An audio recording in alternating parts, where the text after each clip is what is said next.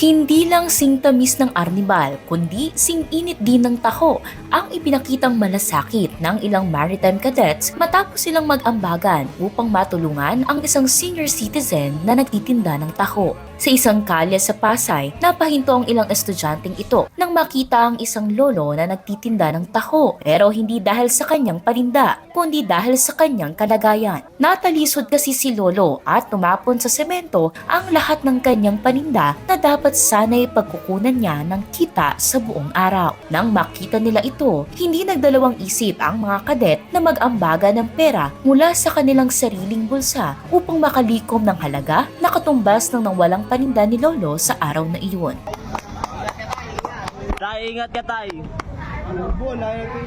Kwento ng uploader, nangyari ang insidente noong Enero ng nakaraang taon, ngunit ngayon lang niya ito naibahagi sa social media. Pinatunayan ng mga estudyanteng ito na hindi kailangan magkaroon ng mataas na posisyon para makatulong. Minsan, sapat na ang malasakit at kusang loob na pagbibigay. Para sa iba pang nakamamanghang kwento tulad nito, mag-follow at mag-subscribe sa social media pages ng News 5.